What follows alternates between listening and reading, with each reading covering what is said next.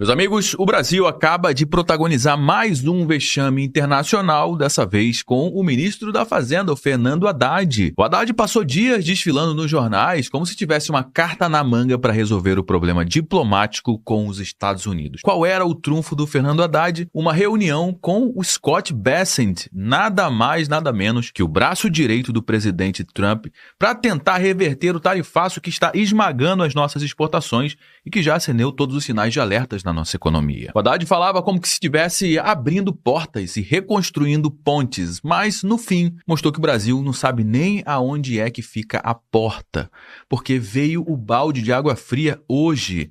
A reunião, que estava marcada para essa quarta-feira, dia 13 de agosto de 2025, foi simplesmente cancelada por Bessent. E não foi por um conflito técnico, não foi por falta de interesse dos Estados Unidos em negociar as tarifas, afinal de contas, eles querem negociar. Foi porque o Lula se recusa a discutir o ponto que o Donald Trump considera como essencial nessa negociação, que é o fim da perseguição contra o Bolsonaro e também o fim da censura contra as Big Techs americanas. E a desculpa oficial do Bessent? Falta de agenda, o que na diplomacia significa o seguinte, meu amigo.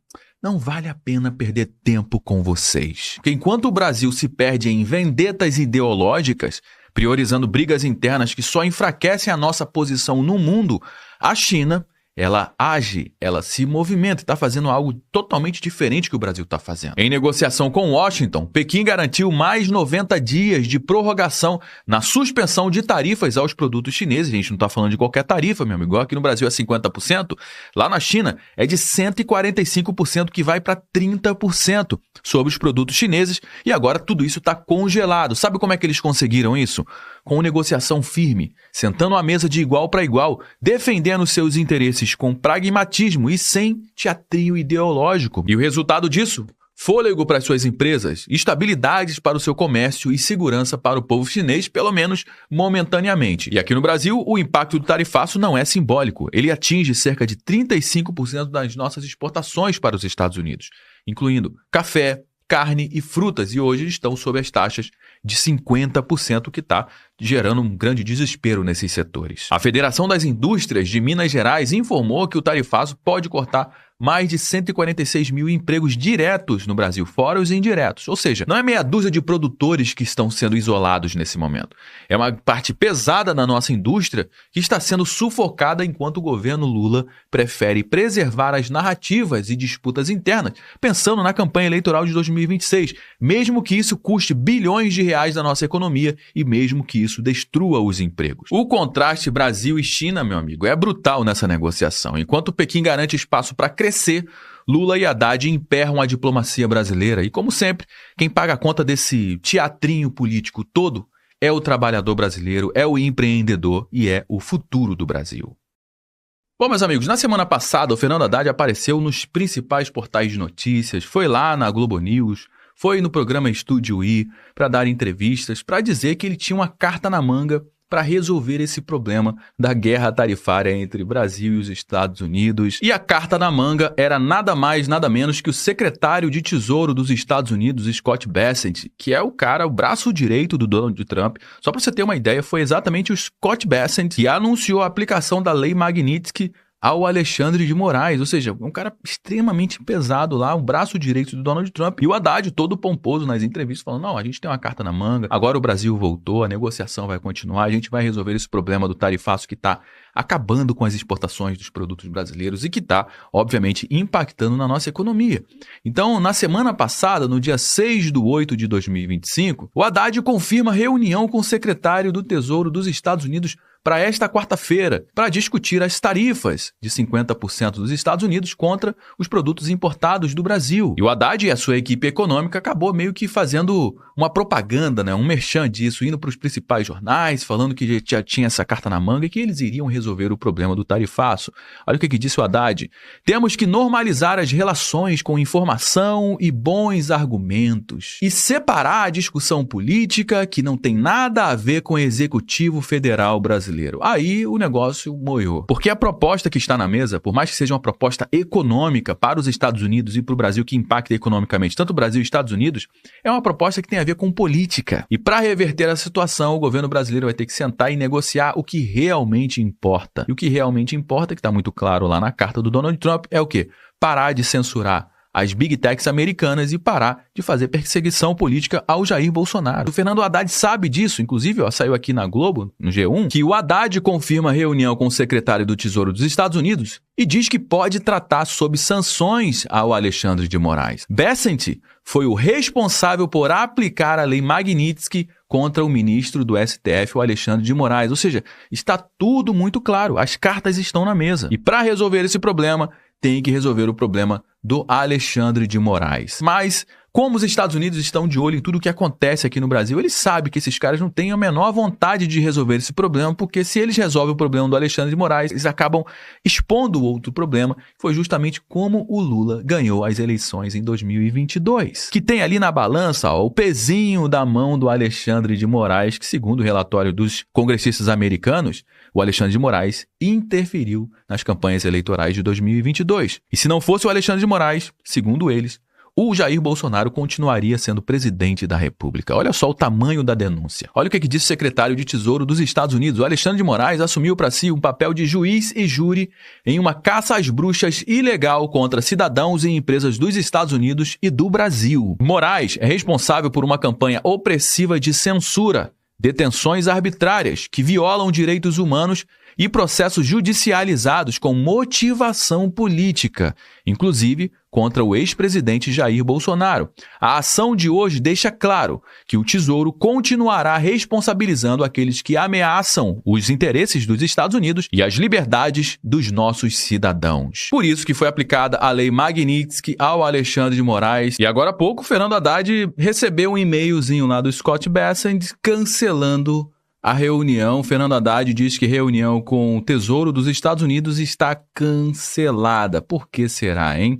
Bom, o ministro ele tem uma opinião. Ele colocou isso nas costas do Bolsonaro, da turma bolsonarista, entendeu? O ministro da Fazenda disse que militância da direita agiu para cancelar o encontro com Scott Bessent, que estava marcado para quarta-feira, agora, dia 13 de agosto. Pois é, cara, foi a militância agora que tem um grande poder de negociação com os Estados Unidos. Pois é, bem esquisito isso, né? Não faz o menor sentido isso aqui, meu amigo. Abre aspas para o Fernando Haddad. A militância antidiplomática dessas forças de extrema-direita que atuam junto à Casa Branca agiram junto a alguns assessores e a reunião virtual, que seria nessa quarta-feira, foi desmarcada, disse o Fernando Haddad em entrevista a quem? A turma passadora de pano, a Globo News. E não há nenhuma nova data agendada ou pré-agendada. Então, nós estamos nesse momento, nessa situação. Informaram por e-mail. E aqui entra aquela frase, né, que você acusa as outras pessoas daquilo que você é. Então olha o que disse o Fernando Haddad, acusando outras pessoas.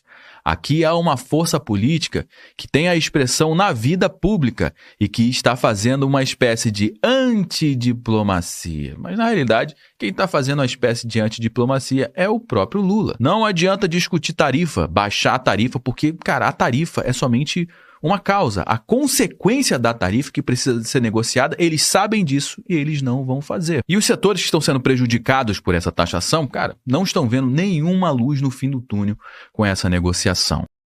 E aproveitando a notícia que saiu agorinha há pouco, tem muita gente dizendo que o real motivo por trás do cancelamento da visita, da reunião do secretário de Tesouro americano com o Fernando Haddad foi por causa disso aqui. Você ficou sabendo que um avião russo, um cargueiro russo, sancionado pelos Estados Unidos, pousou em Brasília em voo vindo de Moscou?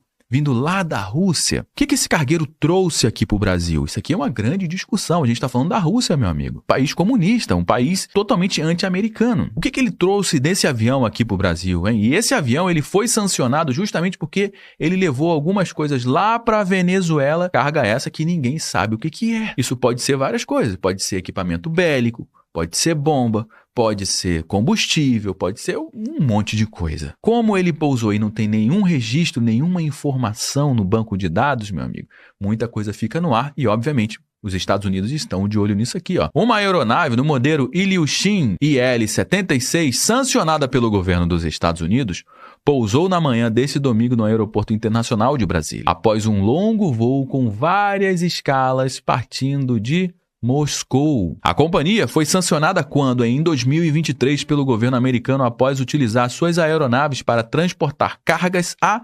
Venezuela. E aqui está o mapa de onde veio esse avião. Até o momento não está claro o motivo da visita do IL-76 a Brasília e não constam na ANAC registros de horários de voo comercial, o que pode indicar uma missão diplomática ou um voo de translado. Mas translado de quê? De uma pessoa, ou de pessoas, ou de equipamentos? Cara, isso aqui ainda vai dar muito pano para manga. E enquanto o Brasil se afunda em narrativas, se afunda em problemas, a China não quer saber de nada disso. A China só quer sentar, negociar, porque ela sabe muito bem que ela perderia muito com os Estados Unidos, e os Estados Unidos sabem muito bem que perderiam demais também com a China. E a que pé que anda essa negociação entre China e os Estados Unidos? Olha, tarifaço, Trump estende pausa das taxas para a China por mais 90 dias. Óbvio que isso aqui é ótimo para os Estados Unidos e também é muito bom para a China. A informação foi dada por uma autoridade da Casa Branca, a Reuters, e a CNBC. O prazo anterior deveria expirar